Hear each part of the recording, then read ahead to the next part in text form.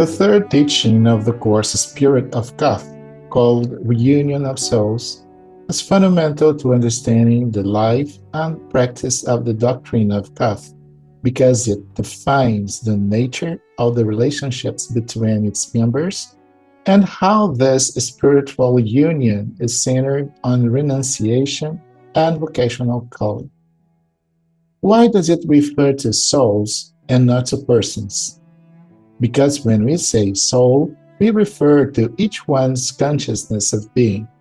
And when we speak of person, we refer to the mask we wear to play our part in the theater of life and with which we are often identified. I remember what Borges says at the end of one of his poems. I am not the fool who clinches to the magic sound of his name. I think with hope of that man who will not know who I was on earth. It's like asking yourself, am I Borges or a human being? Am I a human being or humanity?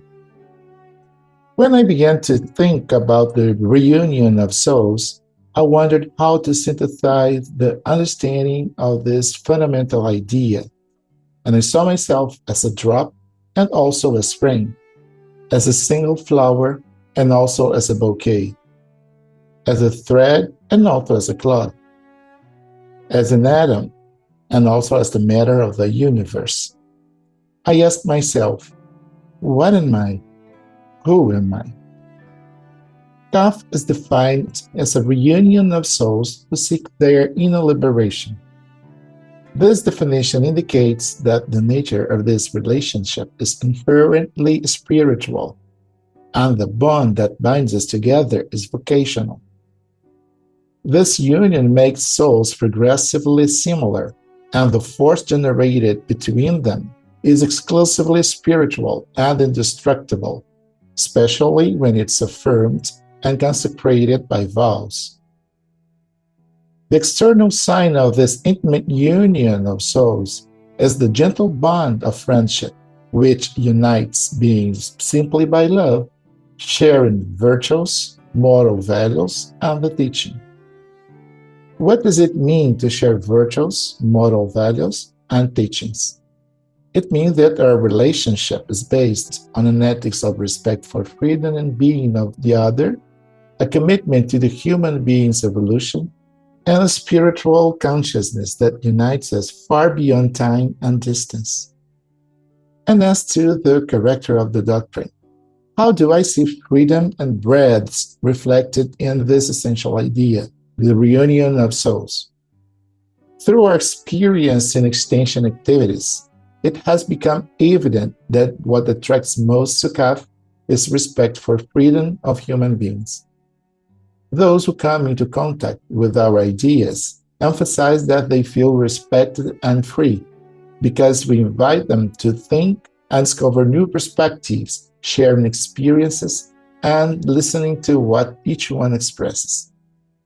The bond of the reunion of souls is directly based on love for inner freedom. This freedom is conquered through renunciation, which gives the individual mastery over their own destiny, transcending the will blinded by ignorance. On one occasion, I witnessed a conversation between Senor Jorge Waxenberg and a delegate who believed that a person with certain characteristics should not be in Cafh. And Senor Jorge asked him, "What would you do if it were your son?" Renunciation frees us from prejudices, allowing us to see the other as the human being we love most, by detaching ourselves from selfish desires and passions. The practice of freedom develops a great breadth of understanding and a capacity to relate to those around us, an openness to the unknown and the diverse world of souls. To what moment the ideas of the reunion of souls can be applied? I remember a passage from the time of Don Santiago about a son who was in the military school and needed to participate in the annual visit, but he didn't have the suit or the resources to buy it. Then Don Santiago told him to wear the best ceremonial suit he wears in the school. On another occasion, they were talking about the presence of the sons and daughters at the reunions, and Senor Jorge asked, "What would you do with someone who is a sailor and needs to spend 6 months at a high seas?" The reunion of souls evidences in the world the possibility of transcending barriers of separativity that antagonize groups. By proclaiming spiritual union, it seeks a state of breadth and integrality, avoiding enclosing souls in dogmatic conceptions. This breadth allows us to be creative in the face of different and adverse situations, and generates in us a comprehensive view of all the probabilities of cultures and possible circumstances of the future. It's for every moment, for every situation or circumstance. When thinking, feeling, and acting are coherent and integrated, ideas and feelings contrary to vocation dissipate and give rise to a permanent attitude of simplicity that flows with life. How does one update the concept of reunion of souls, and how does it make one flexible? Observing nature, we can see that the branches of a tree move, bend, adapt to each gust, and yet the tree remains itself. Water takes the shape of any container. This tells me that changing shape does not lose the essence. The caterpillar does not fail when it ceases to be a caterpillar because it does not cling to an outdated version of itself. Plants that turn toward the light do not regret that the light has moved. They reorient themselves. Fire looks like a total destruction, but the soil is enriched, new species sprout, the cycle is renewed, and the crisis becomes a source of fertility. Flexibility is a key factor in sustaining the reunion of souls because it enables the fundamentals to adapt to the course of continuous change. A good example is how the reunion of souls relationship is kept alive and flexible in our weekly reunions, when we adapt to different circumstances without losing the essence.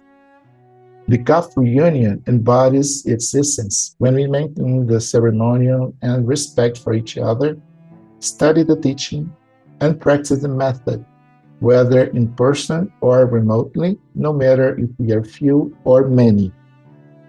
A retreat maintains its essence if we practice recollection, mutual respect, and companionship in all tasks and circumstances, no matter whether we are in a retreat house with all the comforts, or in an open-air countryside, or in a place that circumstances allow us, such as in remote retreats. The delegate from Togo told us that certain ideas of Cafh among those people are either an ancestral custom of them or cannot be understood as we understood. Only a flexible mind which sees the updated expression of the teaching into that culture can help those souls. The doctrine of Cafh is continually updated. The rule, for example, is expressed in the present continuous to respond to the changing needs of sons and daughters and of society, leading to the transmutation of tradition into an updated teaching. How does one apply the reunion of souls to the human events one needs to experience? Sons and daughters live and work to assist humanity through the renunciation message. The state of renunciation is demonstrated in their life. I remember an example that a son gave in one of the workshops in the breakout rooms last year.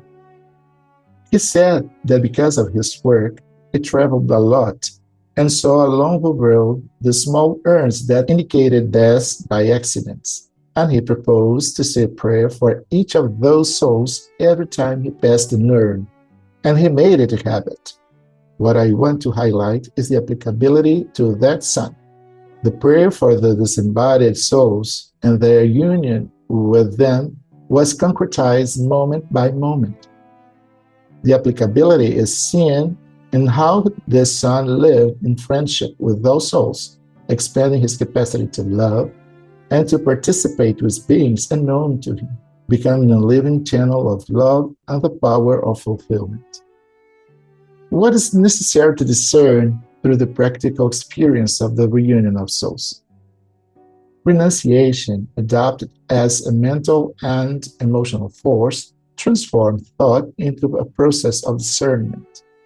The reunion of souls requires discerning the transitory ones, such as temporary human ties, from the permanent ones, such as the spiritual union and vocation. The group becomes a living laboratory for working and applying the understanding of the why and the what for of our reunion in this world, discerning that we are not there for sympathy or convenience, but to share the inner work and the sublime experience of unfolding, as each one understands it and becomes aware of it. I remember an exceptional experience that had been told to me during an annual visit, which I had never forgotten. A group of solitary knights and dames agreed to create an exercise to practice and live renunciation, renewing the purpose every 15 days. Taking turns, each proposed an exercise to send it to the others, even those who were not present in the reunion. After 15 days, they commented on whether they had done it, what the experience was like, and what they learned. For example, before entering the house, when they came home from work, they left whatever was worrying them hanging from a tree, then joined the family in a good mood. This practice brought them together and generated a chain of support and friendship among them, even with those who had difficulty being the reunion. Sons and daughters take responsibility and use their discernment to strengthen their relationship within the Cafh group, in the social system, and in their own lives. In this way, the reunion of souls is not a mere definition of Cafh, but also the living and dynamic manifestation of renunciation, which, sustained by the vocation of substantial union with the divine as the purpose of our lives, is expressed in our relationships within the scope of Cafh through the spiritual bond of friendship. This highlights the needs to elaborate on the mystical body that we'll develop in the next unit.